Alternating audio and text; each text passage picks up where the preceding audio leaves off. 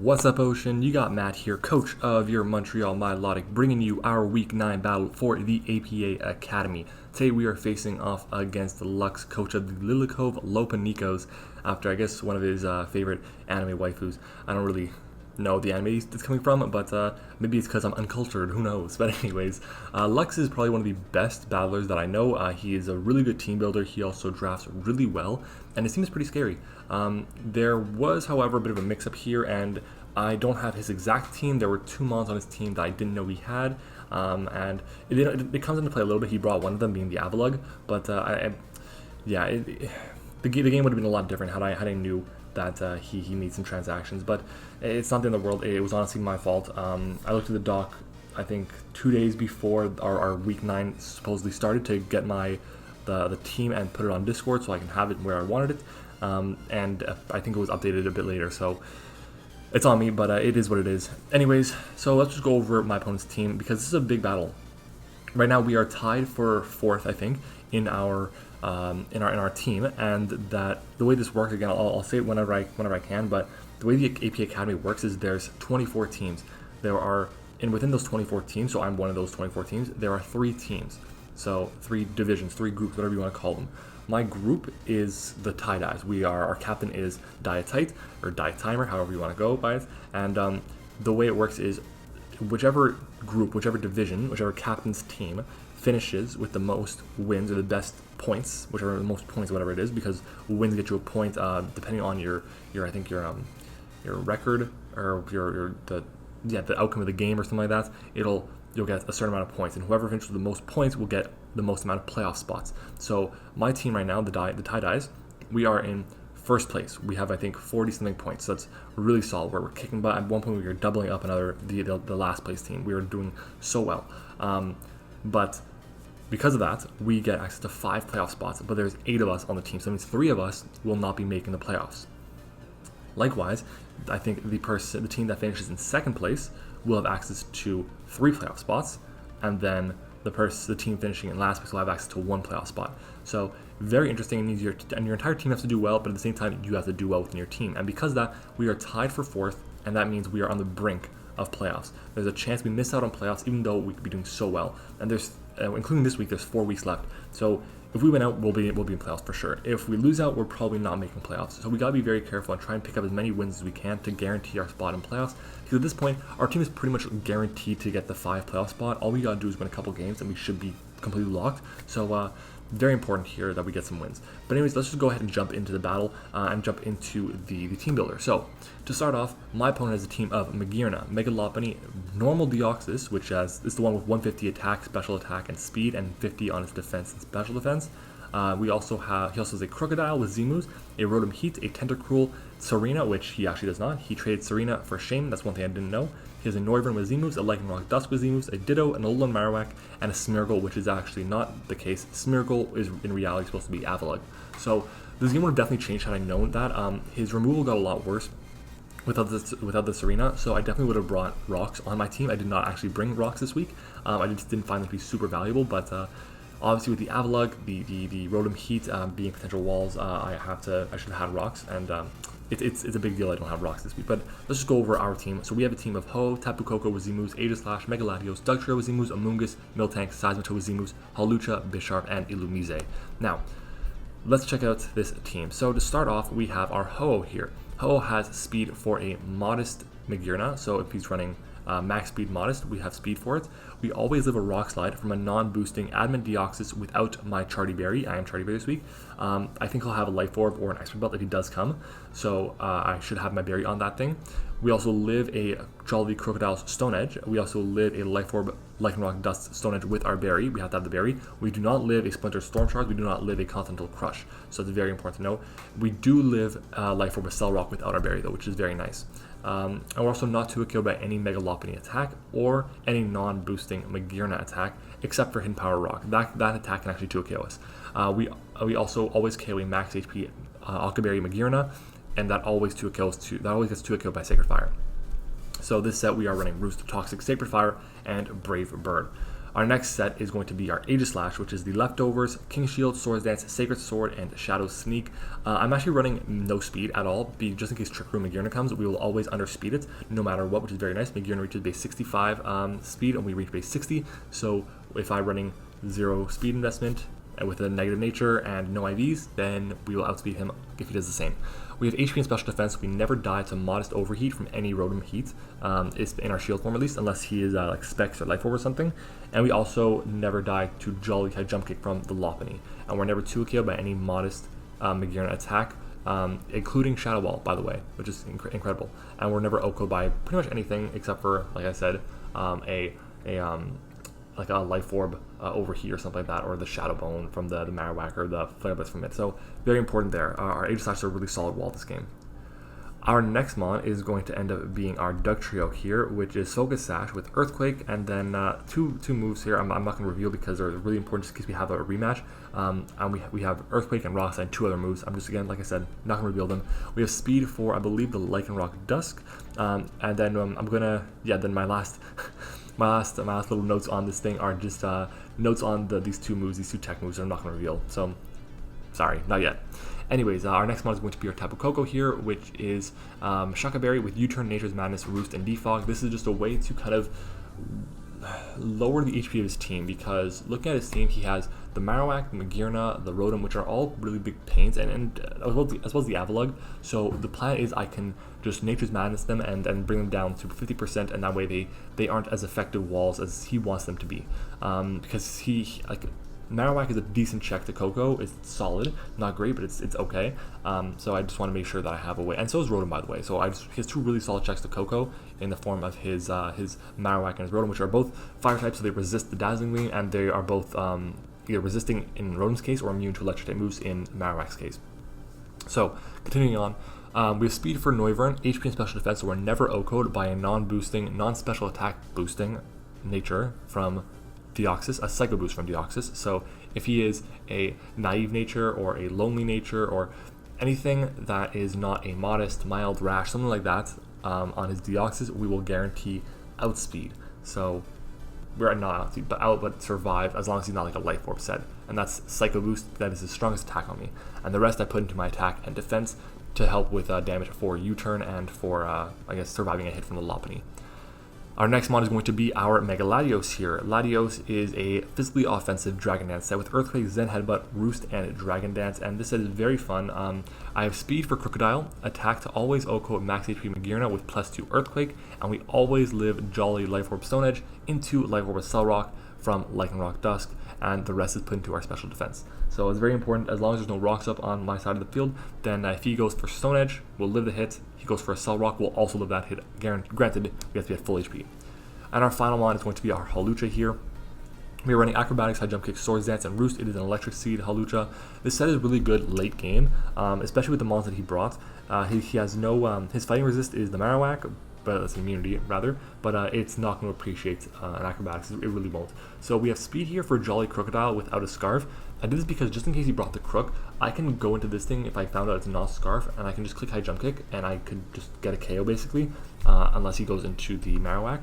But I was bidding 2 sets. I was bidding this one here, which was 164 EVs in HP, and the other one was 52 EVs, or not HP, 164 EVs in speed, or 52 HP. Oh my god, 52 EVs in speed, which would have, I think, allowed me to outspeed a Scarf Noivern, and that's it. And I would have just been like, I'm bringing this in only if I'm in terrain. So it was a tough decision, and I ended up going with a faster set because I want to be able to deal with the Crocodile a bit easier. It is a bit of a pain to deal with. We have HP and Speed F, so we can always live a no special attack Volt Switch after rocks without terrain from the Rotom. If we were in terrain, I would just Roost up until like the terrain was gone. That'd be my play.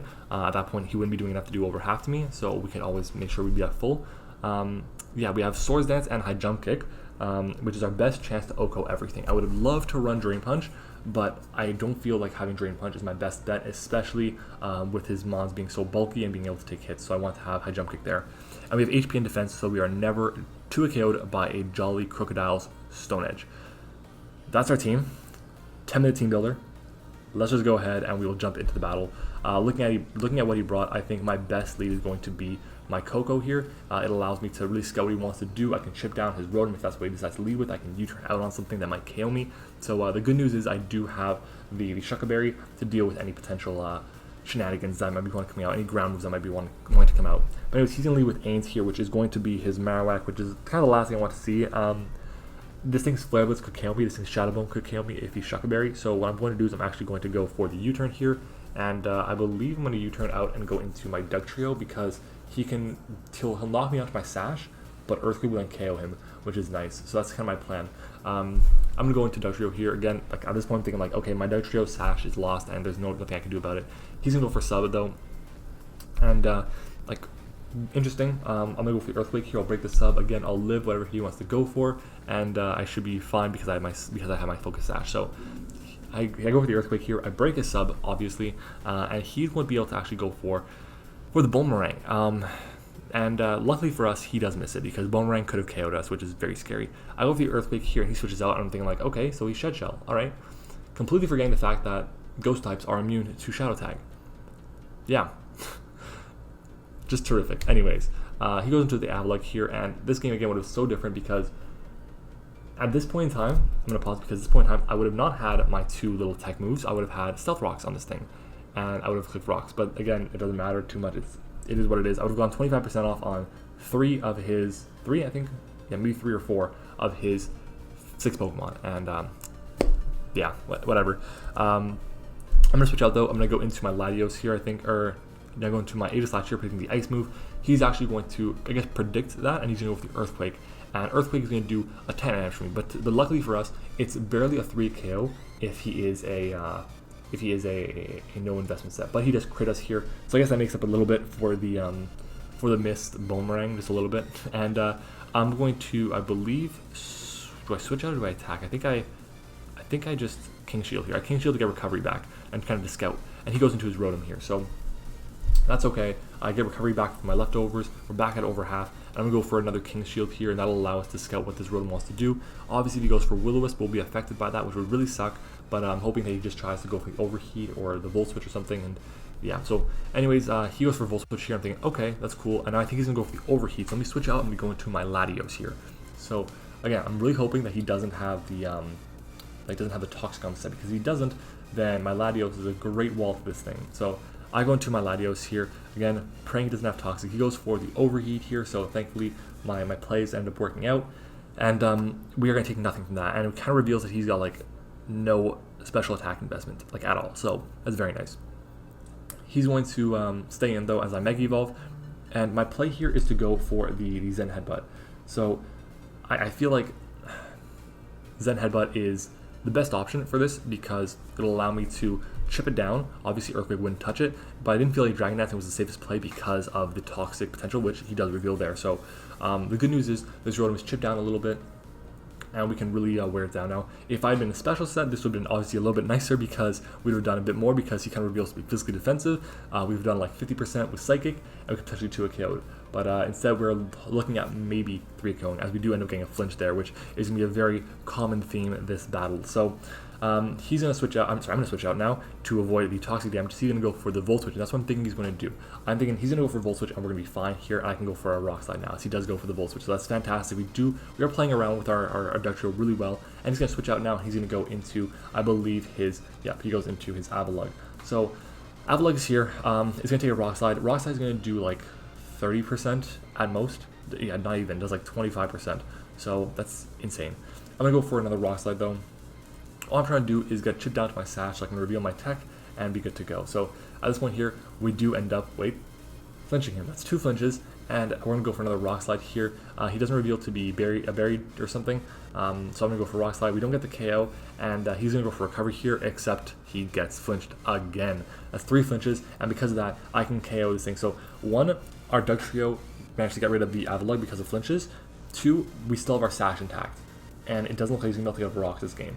So this is incredibly big. Obviously that Hax is huge, and Hax comes in bunches. I've been getting lucky these past few weeks, and not just in APA but in other leagues as well. And yeah, but anyways, I go for the Rock Slide here as he ends up living on like 1 HP, which really sucks. No flinch though, obviously, and he ends up getting his Eye of Papa Berry, which is going to boost him up to like 51%, and he's going to go for the overheat. And I'm thinking I really want to go for my tech here. I'm brought down pretty low. I'm not down to my sash because the overheat has no investment in his attack, but I really want to go for my tech. But I just like Rock Slide here, and it comes back to bite me. I should have gone for the tech move. I should have definitely gone for it, and he's going to switch out and he's going to go into his Mega Lopunny here, which very unfortunate. He has no reason to go for Fake Out at all. So Rock Slide comes out, is going to do 25-30% to him. I'm going to switch out. I'm going to go into, I believe, my Latios. What do I go into? No, I go into my Ho here. Obviously, Ho is a really good wall to this thing. He only does, he can't 2-hit me with any attack he goes for, so he's probably going to have a Toxic, but I've been running Scarf Ho a lot, and the way I brought it in, and the fact that I'm not going to be revealing an item because I am Charty Berry, will definitely make him think that I could be Scarfed, so I wanted to be afraid of that. But anyways, he's going to take a little bit of damage from that, and I'm going to go for the Brave Bird here, so he's going to switch out, and I'm expecting to go into the Rotom here, which he does end up doing. Now the thing is, if I was running more investment, or if I was running Ancient Power, like I was thinking about my last move instead of Brave Bird having Ancient Power, Protect, or I think Defog, I think it was. I don't know, something like that. But I would have ended up 2-hit KOing that thing, but instead I can't, and the Latios swap to come out, as he is going to be able to go and go for the Toxic. Now, I kind of wanted to make the mid-ground play there. The reason I went to Latios specifically was because I could have gone to Aegislash, but on the off chance he went for the Volt Switch, Aegislash would have been taking a lot more damage. If he went for the Toxic, it's whatever, it's all the same, but he would have outsped me, which would have sucked, and he could have lived the Shadow Sneak. So I think Latios was the best mid-ground play, and I'm happy that I was able to make that play and get into the Latios here, because I can go for a Zen Headbutt here, and I'm hoping, fingers crossed, we get the KO, because I don't want to take any more unnecessary damage, and we do get the KO. So this is fantastic. Rotom is down, and so is the Avalugg. That's 2 huge walls against my team, against my Ho, and against my my Hawlucha that are gone, which is amazing.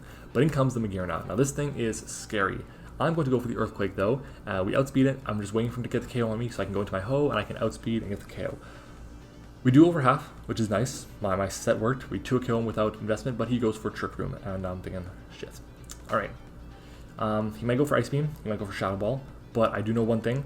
Ho is an amazing wall to Magearna unless it has Hidden Power Rock. So I switch out. I'm going to go into my Ho. We get recovery back from Regenerator because of we took hit from the Lopunny. We're back to basically full unless he goes for Shadow Ball, and this is going to do nothing. 192 minus 148, which is like it's less than 50 points of health. It's not like 44, I think. And he goes for the Hidden Power Rock because he reveals to be Life Orb. So if we were not Charty Berry, we would have dropped right here. But thankfully, actually, I don't think we would have dropped, even. That's insane. But he takes a hit from Life Orb. We go for Sacred Fire, and we're going to be able to get the KO here. So this is absolutely huge. Magearna does nothing in this game, and the best part about this is we're still under Trick Room. So depending on what he goes into, we can actually be fine. We'll be fine here. But he goes into Ains, the Marowak. Now, this is a big play here because if he goes for Sub, I'm obviously like not in a good spot. I don't think he is Thick Club because I'm still thinking he's Shed Shell. And because of that, I'm thinking like myself, right, he's going to outspeed me because we're in Trick Room. I don't want to sack anything off. I'm going to go into, I believe I go into my Latios here because it'll die and I can go into something else. Now, he's going to end up going for the substitute here. So great play, great play. And I'm thinking to myself, okay, he's going to outspeed me here. I'm going to die to Toxic and Extra anyways, basically. So I'm going to go for the Earthquake, try and break his sub, as he's going to just go and get the KO on me with the Shadow Bone. Now, he has a sub up. Shadow Bone gets the KO on us, and I think Trick Room expired. Had I gone into my what is it called?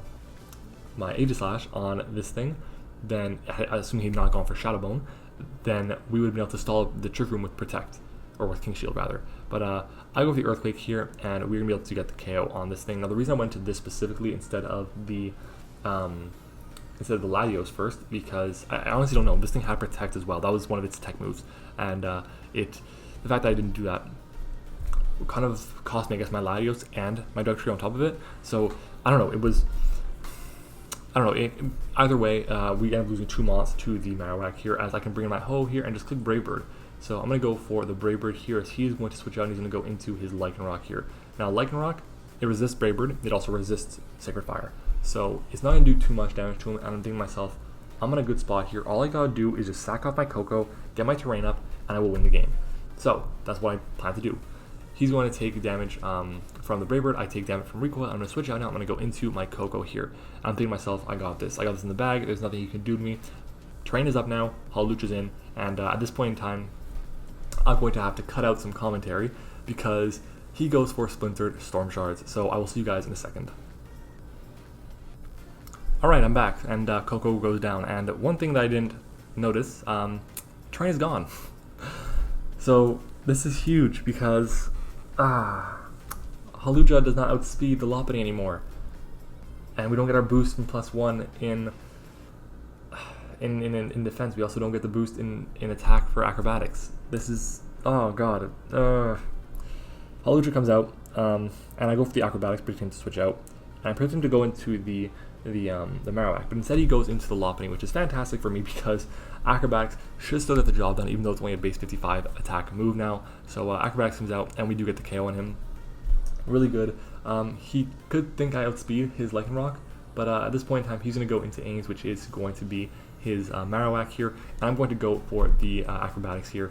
So acrobatics comes out. I'm kind of hoping that we can just chip him down out of the range of sub, and we end up doing that. So he can't set up a sub anymore, but he goes for Pain Split. What is this Marowak set? I'm assuming it's like Shed Shell, it's Pain Split, it's Sub, Shadow Bone, and Boomerang. Like what is this set? Like what is it? I go for the acrobatics here again, as I believe he's going to try and set up a substitute. He is in range of setting up a sub, which is kind of sucks. And at this point in time, I'm thinking he's going to go for the what is it called? The Pain Split. So I go for Swords Dance here because regardless, he's Shed Shell, so we should live the Shadow Bone no matter what. I think the most it does is 84 points of health, and we're at 94. But you're going to see here, this is where I realized, okay, no, he really was the club, and he gets the KO. So that was a guaranteed KO no matter what. And now I made a huge misplay by doing that because he's behind a sub. And because of that, I have to sack off my Ho. I have to go for Brave Bird here, and damn. So this is just, I'm honestly thinking like we just lost this game. We just lost because he can go for the Pain Split here. He'll get back up to a range where Brave Bird won't KO him. I'm honestly thinking like I got really lucky this game and I choked it away. Like what did I do? Like how could I have done this? Like I should have sacked off my Aegislash instead of my Coco and then gone to Coco after that. But no, instead I didn't. Instead I went into my Coco, sacking it off, forgetting the Splinter Storm Shards is a guaranteed way to get rid of terrain. The good news is he's not going to go for a sub here. That's the good news. But he does get the KO on our Ho. Now he is in range of Shadow Sneak from Aegislash, which is obviously fantastic, so we can trim this down to a potential 1-0. I'm going to go for the Shadow Sneak here. Thankfully, we are going to be able to get the KO on it, and there's only one way this can go down now. He has Lycanroc left, I have my Aegislash left. If he reveals Swords Dance, then I think we lose, because I have to go for King's Shield. Shadow Sneak will not get the KO. This comes down to a 50-50, and this is honestly why Aegislash was put up in Uber's tier, because of 50-50s. Do I go for King's Shield, predicting him to go for an attack, or do we go for Swords Dance? Do I go for an attack, predicting him to go for Swords Dance? What do I do here? I don't know what his last moves are going to be. He has to have a way to hit Aegislash, whether it's Crunch or Drill Run or Fire Fang. He has to have a Cell Rock, he needs to. And the last move is up in the air. It could be Swords Dance, it could be Stealth Rock, it could be Fire Fang or Drill Run again. He can have two of them. I'm going to go for King's Shield here. I'm going to play the odds. I go for King's Shield. Does he go for an attack? Does he go for Swords Dance? If he Swords Dances here, we lose. What does he do? King's Shield comes out. We're going to protect against whatever move he goes for. He goes for Stone Edge. Thank God. Because now, unless he crits us or flinches us or whatever, we win. I go for Sacred Sword. He goes for Crunch. So there's no chance for a flinch. Does he crit us? No, he does not. We're going to survive. Sacred Sword comes out. This is going to be a guaranteed KO. And we pick up a 1-0 win. So, oh my god. That win, this should have been like a 3-0. Maybe even a 4-0. Probably a 3-0. And instead, it's not. Yeah, so 1-0 win. GG Deluxe, I guess. It was very kind of unfair how he got haxed out, basically losing his Avalok to hacks completely, and honestly, he would KO'd my Doug Trio because he ended up being the club instead of Shed Shell like I thought he was going to be with Boomerang. So yeah, that's big. It's big, but I will take it. yeah. Anyways, I think this game went a little bit differently than I expected it to. I didn't expect the Deoxys not to come, and it could have done a lot of work to me. Its speed, its power, it was a lot. I don't have much priority on my team, so he could have also run the Castleberry for the Shadow Sneak on my Aegislash, but it is what it is. So we pick up a 1-0 win against Lux. We move to, this was week 9, I think it was. I think we're 6-3. I think that's what we are, 6-3. I'm just trying to go back. We beat Aaron last week. We lost to Blinn. We beat Scarecrow. We lost to the Galactic Garchomps. We beat the Norwich Skitties. We lost the Valientes. Yeah, so we have 3 losses. So 6-3. The season's not over though. We're not locked into the playoffs yet. We have 3 more weeks to go. Next week we play against the Memphis Bewares, and odds are, and that should be a really interesting game. These are a really cool team with Mega Lucario and Deoxys Speed, and I'm hoping we can get the win there, because if we do, then we'll be 7-3, and that'll be, at that point we should be able to almost lock our spot in, and I'm really hoping to be able to lock our spot in as early as possible, so I don't have to stress about week 11 and 12 being must-win games. But anyways, guys, if you enjoyed this video, make sure to like on the video. Of course, subscribe to the channel if you are new. Make sure to answer the comment question of the day, which should be at the top right of your screen. And yeah, thank you guys for watching. Hope you enjoyed it, and I will see you all next time.